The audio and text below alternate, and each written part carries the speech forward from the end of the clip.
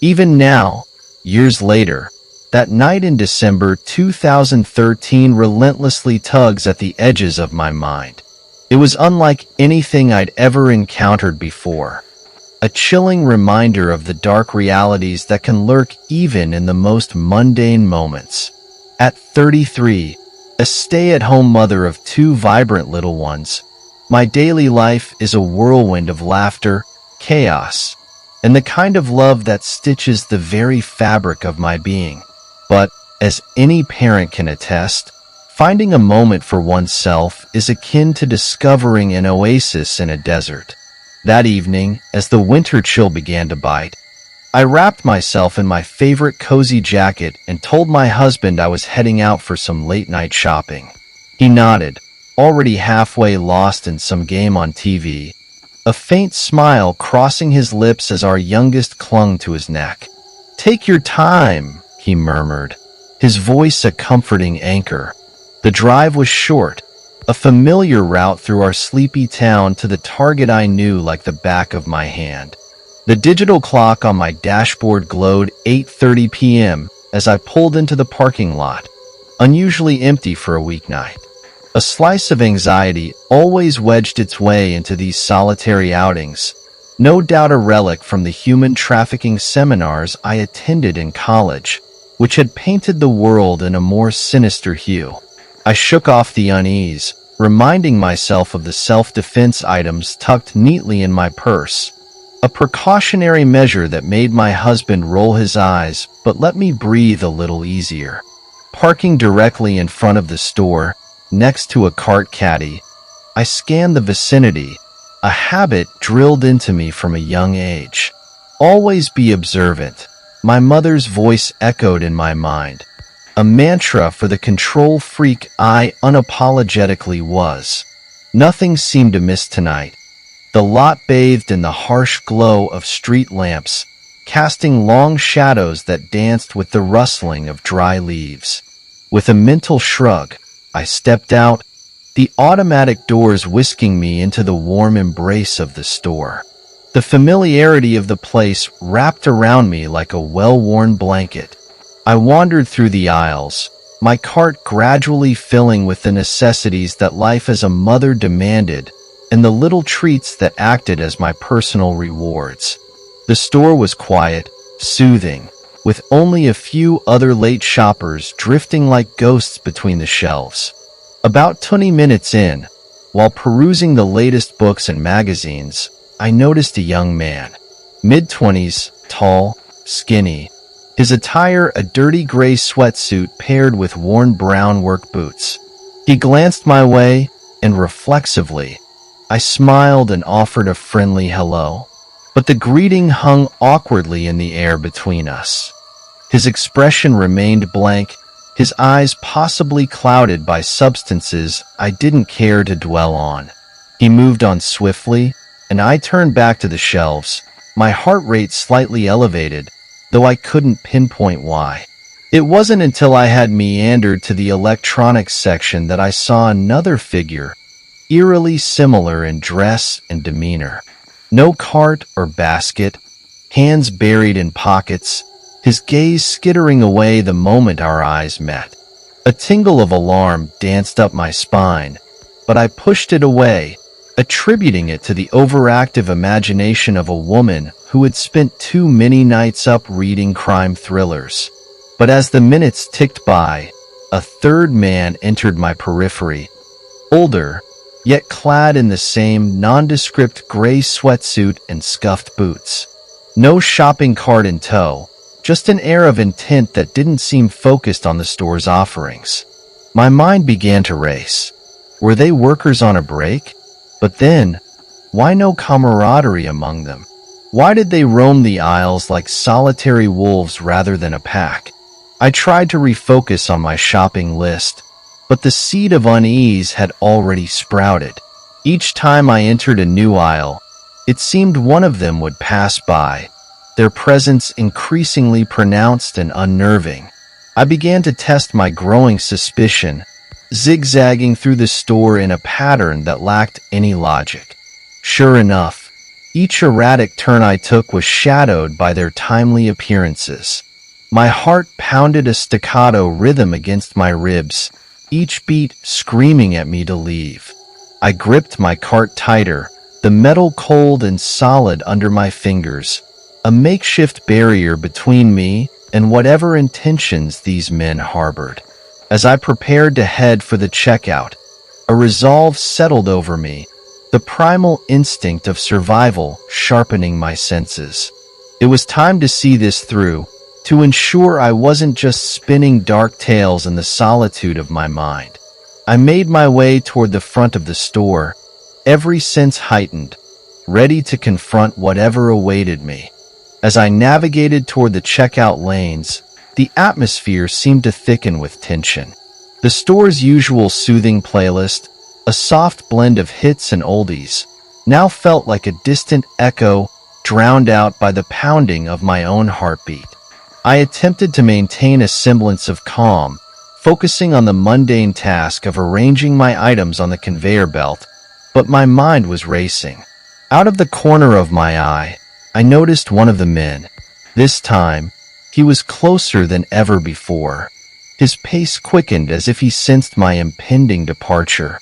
I froze, my hands gripping the handle of the shopping cart until my knuckles turned white.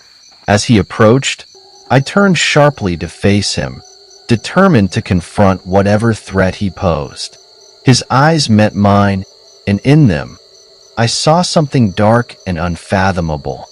An eerie smirk played across his lips as he brushed past me, his shoulder bumping mine in a deliberate nudge. The contact sent a shiver down my spine, his smirk lingering like a shadow as he continued his path and exited the store. His departure should have eased my anxiety, but instead, it amplified it. I was painfully aware of how empty the store felt at this hour, how isolated each echoing footstep sounded against the tile floors. It was then that I noticed two preteen girls wandering the aisles nearby, their laughter piercing the heavy air. They were oblivious to the tension that choked me. The protective mother in me surged to the forefront. I couldn't bear the thought of them remaining unaware and potentially vulnerable. I approached them gently, my tone light yet insistent. "Hey, why don't you girls find your parents and stick with them, okay?" I suggested, masking my urgency with a smile. They nodded, a flicker of confusion crossing their faces before they scampered off in search of safety. Watching them go, I felt a momentary relief, quickly dashed by the return of my own predicament. With my shopping done, I hesitated at the idea of walking out into the cold, dark parking lot alone. The image of the man's smirk haunted me, urging me to take no chances. I approached the cashier, a young woman with kind eyes, and asked if I could speak to a manager. She nodded, sensing my distress, and called for her supervisor. When the manager arrived, a woman with an air of quiet authority, I explained everything. My voice was steady, but inside, I was trembling. I recounted the men's odd behavior, their unsettling presence, and how they seemed to follow my every move. The manager's face grew increasingly grave as she listened. When I finished, she nodded solemnly. "We've had a few complaints about a group matching that description," she admitted, her voice low. "I'm really sorry you had to experience this. Let me have one of our staff escort you to your car. It's really no trouble." Relief washed over me in an overwhelming wave. I was grateful, not just for the offer of an escort, but for the validation of my fears. It meant I wasn't overreacting. I wasn't imagining the danger that had prickled the back of my neck all evening. As the manager radioed for a security team member, I paid for my purchases, my hands still shaking. The young male employee who came to escort me was tall and reassuringly calm. "I've got you," he said simply, a promise in his voice. We walked together toward the exit, the sliding doors parting with a soft whoosh. The cold air hit me like a slap as we stepped outside, and that's when I saw it. A white windowless van parked not 3 spaces from my car, exactly as you'd expect from every stereotypical abduction scenario. It was so blatantly suspicious, so unapologetically ominous. It seemed almost surreal. One of the men was seated in the driver's seat, while the other 2 leaned casually against the side of the van, eyes fixed in our direction. Their attempt to appear nonchalant was pathetic at best, menacing at worst. My escort followed my gaze, his body tensing as he took in the scene. "There they are," I said, my voice steady despite the pounding in my chest.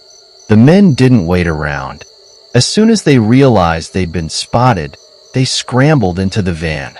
The vehicle peeled out of the parking lot with a haste that was almost comical, their tires screeching against the asphalt, a stark contrast to their earlier pretense of indifference. I exhaled a breath I hadn't realized I was holding, watching the van disappear.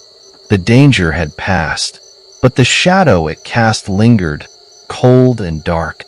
In the safety of my own vehicle, escorted by the store employee who had stood by me through those final tense moments, I felt a mix of emotions swirling inside me. There was relief, certainly profound and piercing, but there was also anger. Anger at being made to feel vulnerable, at the reality that such threats existed not just in headlines but in my own life. And underneath it all, there was a deep, unsettling sadness for the world my children were growing up in, where a simple trip to the store could turn into a scene from a nightmare. The drive home was quiet, the streets empty, and my mind loud. When I finally pulled into the driveway of our home, the sight of the lights inside, warm and welcoming, brought tears to my eyes. I sat in the car for a moment, allowing myself to feel everything: the fear, the relief, the gratitude for my safety, the lingering unease about what might have been. That night, after tucking my children into bed and feeling their small bodies curl trustingly against mine, I lay awake. The shadows in the room seemed deeper, the silences too long. I replayed the evening over and over in my head, each time finding new details that sent shivers down my spine. Over the following days, I learned that there had been several reports of attempted abductions in the area, all eerily similar to my experience. The realization that I wasn't alone, that others had faced the same fear, was both comforting and horrifying. The incident at Target became a pivotal moment in my life. It was a stark reminder of the fragility of safety, the thin line between normalcy and chaos. I became more vigilant, more protective of my children, more aware of my surroundings. But I also grew stronger in other ways.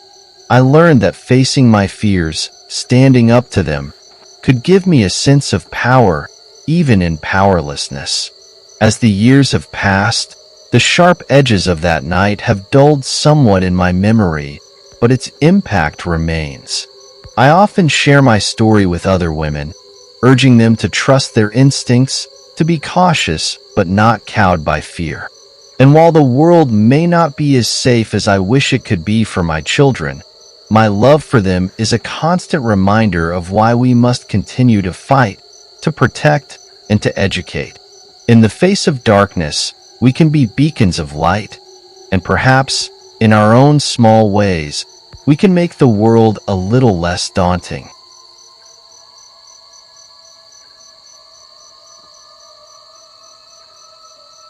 Looking back, I never imagined that a typical Saturday night out with friends could spiral into the most terrifying experience of my life. We had our usual spot, the Rusty Nail, a local bar not too far from my place in Knoxville, Tennessee.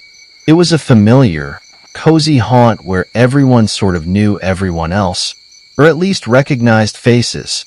That particular night, like many others, started off filled with laughter, clinking glasses, and the buzz of old rock tunes humming through the speakers. We were there to unwind, to celebrate the end of another long week, and of course, to indulge in a few too many drinks.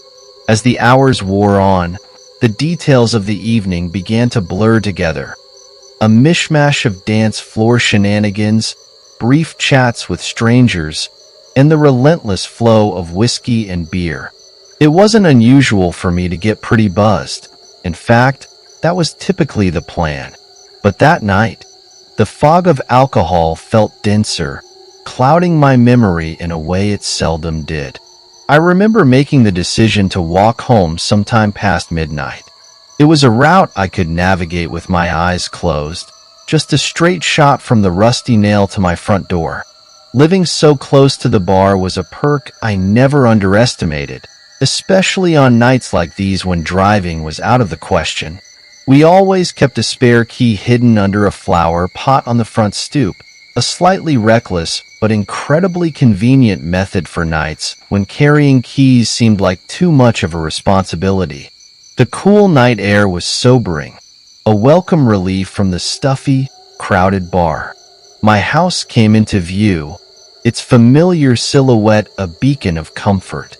I used the hidden key to let myself in, locking the door behind me with a mechanical sort of caution, the kind ingrained from countless nights coming home in less than sober states.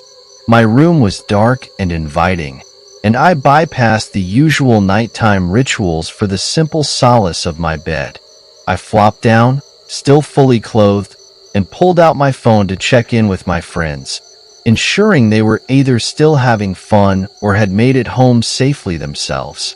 As I lay there, scrolling through responses, a sound from downstairs cut through the stillness, the unmistakable creak of the front door opening.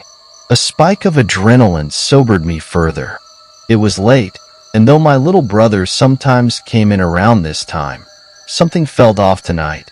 Just as I was about to dismiss it as my slightly inebriated imagination, my phone buzzed with a text from my best friend, Angie. Her words sent a chill through me. "How did you get away from that guy?" Confused, I typed back, "What guy?" The bar was a blur, and I couldn't recall anyone particularly persistent.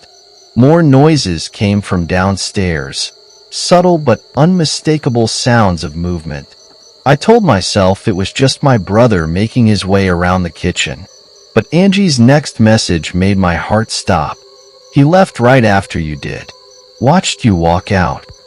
Fear, sharp and urgent, coursed through me. I sat up, listening intently. The soft padding of footsteps approached, then ascended the stairs outside my door. The situation felt surreal, like a scene from one of those horror movies I scoffed at for their predictability. When my bedroom door creaked open, a sliver of darkness from the hallway stretched into my room, revealing nothing of the figure standing there. I called out my brother's name, more as a plea than a question. The door clicked shut without an answer, and the weight of silence was heavy. Frantic, I texted my brother. His immediate response only deepened my panic. "Was what me? Why do you keep opening the front door?" Realization dawned. A stranger was in my house. With shaking hands, I dialed 911, whispering my fears into the phone. The operator's calm voice was a lifeline as I huddled by my bedside lamp. As I flipped the switch, flooding the room with light, the corner by the door came into sharp relief. There stood a man, a shadow just moments before, now glaringly real and terrifyingly close. I screamed, an involuntary reaction of raw fear, while the operator tried to maintain my focus. The man bolted, his movements hurried and loud as he fled down the stairs and out the front door. The minutes until the police arrived stretched into what felt like hours. When they finally did, their presence was both a relief and a stark reminder of the danger I'd been in. One of the officers held up a key, the spare key from under the flower pot, and explained it was found still in the lock. I sat on the couch, wrapped in a blanket, recounting everything as best as I could through the haze of lingering alcohol and surging adrenaline. The officer's advice was a grim echo of common sense. No more hidden keys outside. Always lock your doors and stay vigilant. That night, as I tried to sleep in the now too quiet house, every noise was a threat, every shadow a specter.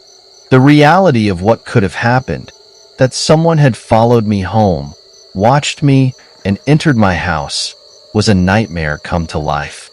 The morning light did little to dispel the dread that had settled over me. My house, once a sanctuary, now felt like a breached fortress. Despite the sunlight streaming through the windows, a chill lingered in the air, a remnant of last night's terror. My hands still trembled slightly as I recounted the events to my brother, who had spent the night at a friend's and was oblivious to the horror that had unfolded at home. The gravity of the situation sank in as we sat in our kitchen, a room that just hours earlier had been part of a silent, sinister stalking ground. My brother, wide-eyed and serious, listened intently as I explained how close we had come to a potential tragedy. The intruder, that shadowy figure who had silently invaded our home, was no longer just an abstract threat, but a stark reality that had physically manifested in the darkest corner of my room. We decided to change the locks that day. No more hiding keys under flower pots or in mailboxes. Those quaint habits of small-town life were discarded for more stringent, paranoid measures. The police patrolled our neighborhood, their presence a temporary balm to our frayed nerves. But the security they offered felt superficial. The real safety, the kind that comes from feeling secure in your own home, had been irrevocably shaken. Over the next few days, I spoke with friends and pieced together the events of that night at the bar. The man, apparently, had been hovering near me for hours, his presence a constant dark note in the evening's melody that I had been too intoxicated to sense.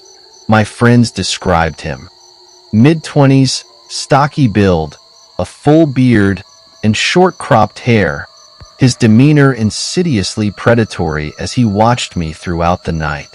The realization that I had been observed, chosen, and followed home was a violation of my autonomy, a theft of my comfort and security.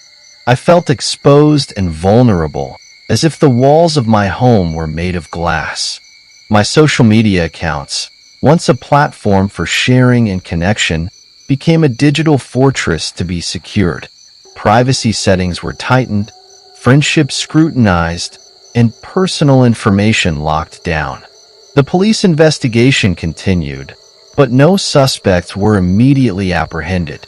The man had vanished into the night as suddenly as he had appeared, leaving behind only the echo of his footsteps and the cold fear of his presence.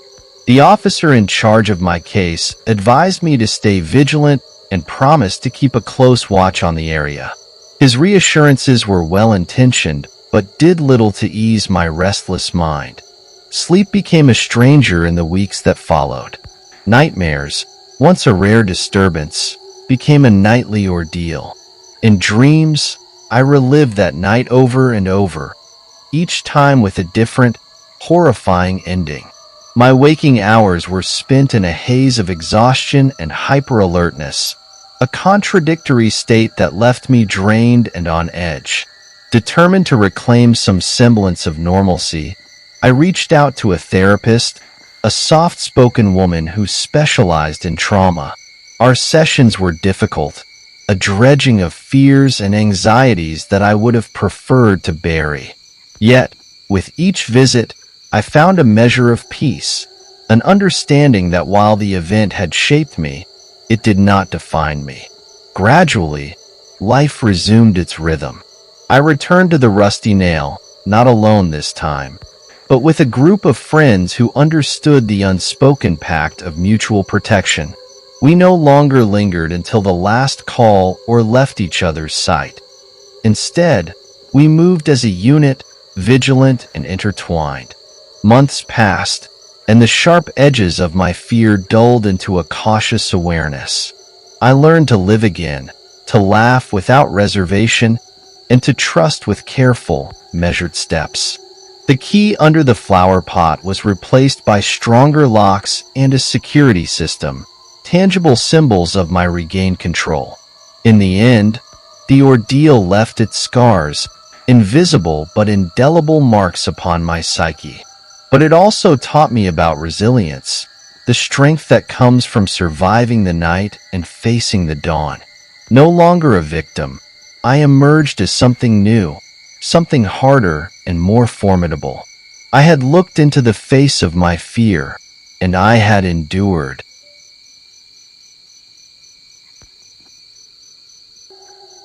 It was a sweltering July evening in Tucson, Arizona, the kind where the heat sticks to your skin like a second layer, and the air is so dry it makes your throat itch for a sip of water.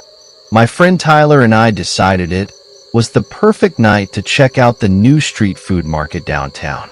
It had just opened, and local buzz promised an array of food trucks with everything from gourmet tacos to Chinese food. We arrived just as the sun was setting, casting an orange glow across the bustling scene. The market was set up in an old parking lot bordered by half-empty office buildings, giving the area a desolate feel once you looked past the festive string lights and lively crowds. We wandered around, grabbing a plate of carne asada fries drenched in cheese and guacamole, laughing about old college memories. It was as we headed toward the Thai tea stand that I first noticed her. A woman, standing alone near the edge of the food trucks, draped in a long, flowy sundress that seemed out of place with the night's casual vibe. Her hair was pulled back tightly, and she was wearing large, dark sunglasses despite the sun having already dipped below the horizon. Creepy, right? Tyler chuckled, following my gaze. Looks like she's dressed for a mystery novel or something. I shrugged it off and focused on getting our drinks, but as we moved from one truck to another, I couldn't shake the feeling that we were being watched. Each time I glanced back, I found the woman a few steps closer, always staring directly at us. Or at least it felt that way behind those sunglasses. Trying to keep the mood light, I joked about it with Tyler, but he was too caught up in his spicy pork belly bun to pay much attention. By the time the sky had darkened to a deep navy, streaked with remnants of magenta and fading gold, our laughter had quieted down and unease settled in my stomach. We should head out, I suggested, uneasy about the woman's silent vigil. Yeah, let's grab a beer somewhere less crowded, Tyler agreed, oblivious to my growing anxiety. As we tossed our trash and started walking toward the market's exit, I took one last look over my shoulder. The woman was gone. Relief washed over me briefly, until we reached the quieter streets flanking the food market. That's when I heard it, a soft patter of footsteps synchronizing with ours. I stopped, and the footsteps stopped. Tyler glanced at me, confused by my sudden tension. Did you hear that? I whispered. What? The music from back there? He gestured vaguely towards the market. No, listen. We stood silently, holding our breaths. Then, the footsteps resumed, quicker now, as if catching up. Okay, that's weird, Tyler admitted, a frown creasing his brow. We picked up our pace, cutting through a dimly lit alley as a shortcut to the main road. Every echo in that alley seemed magnified, each shadow a hiding place. The smell of damp asphalt, mixed with the remnants of rain from earlier in the week, filled the air, adding to the night's oppressiveness. Our footsteps clacked loudly against the concrete, punctuated by the distant, muffled sounds of downtown nightlife. It felt like we were walking through a tunnel, the ends stretching farther away with each step we took. As we emerged onto the brighter street, bathed in the neon glow of bar signs and street lamps, I dared to hope we'd imagined the whole thing. Tyler laughed nervously, trying to shake off the tension. Probably just some homeless person or a drunk man. This city's full of weirdos after dark. We relaxed at a nearby bar, the clink of glasses and the murmur of conversations slowly dissolving the strange fear that had gripped me. But as the night wore on and the crowd thinned out, the sense of being watched crept back. I found myself scanning the room repeatedly, my eyes searching for the woman or any sign of danger.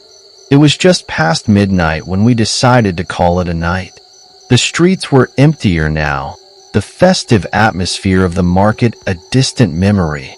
As we walked toward the parking garage where we'd left the car, the earlier anxiety twisted in my gut, sharper this time. Tyler was in the middle of a story about his new job when I felt it, a sudden chill, as if a shadow had passed overhead. I looked up, half expecting to see something ominous, but there was only the empty street and the flickering light of a damaged street lamp. Then, out of the corner of my eye, I spotted a silhouette darting behind a car. "Tyler," I hissed, grabbing his arm. "What now?" He followed my gaze, and for a moment, we both saw it. The figure peeking from behind a vehicle, then disappearing. This was no longer a matter of maybe or might be. Someone was there, stalking us through the night with a persistence that sent shivers down my spine.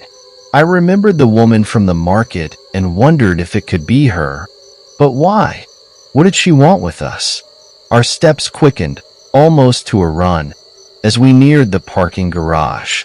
The echoing of our own footsteps in the empty structure sounded like a warning. Every screech, every distant bang, felt like it was closing in on us. We didn't speak, our breaths coming out in short, sharp gasps as we rushed to the safety of the car.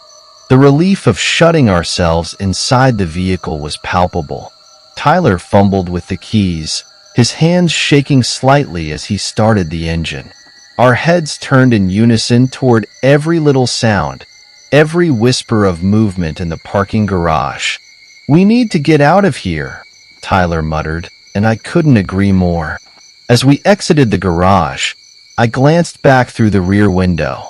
For a brief second, I caught a glimpse of her, the woman from the market, standing in the shadow of a pillar, watching us leave. That night stayed with us, haunting the edges of our thoughts. We didn't talk much about it after that, each of us locked in our own unease and disbelief. But the feeling of being watched never quite left me, especially at night, when the shadows grow long and every sound seems like footsteps following just behind. Tyler and I tried to shake the memory of that night, but it lingered stubbornly. The days that followed were tinged with a sense of paranoia. I found myself glancing over my shoulder, double-checking locks, and jumping at the smallest noises.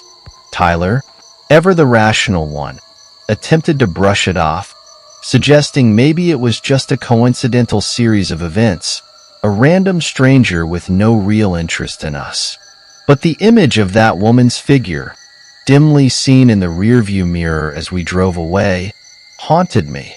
A week later, on a stifling Saturday afternoon, I decided to confront this lingering fear head-on. I drove back to the food market alone. It was busier in the daylight, families and tourists milling about, the atmosphere cheerful and bustling. I wandered through the crowds, trying to spot the woman, though I wasn't sure what I'd do if I actually found her. As I passed a taco truck where Tyler and I had eaten, a flicker of movement caught my eye. It was her, the same woman, standing a distance away, staring directly at me. My heart thudded painfully against my ribs, and for a moment, I considered turning and leaving. Instead, I steeled myself and walked towards her. She didn't move as I approached, her eyes hidden behind those large, dark sunglasses. Up close, I could see her better. Her face was angular, her lips pressed into a thin line. Why are you following me? My voice was firmer than I felt. She tilted her head slightly, considering my question. When she spoke, her voice was soft but clear. You look just like him, just like my son. Confusion swirled through me. I don't understand. Who are you? Her fingers trembled as she removed her sunglasses. Her eyes, rimmed with red, looked haunted by a profound sadness. My son. He disappeared 3 years ago. You look like him. I thought maybe.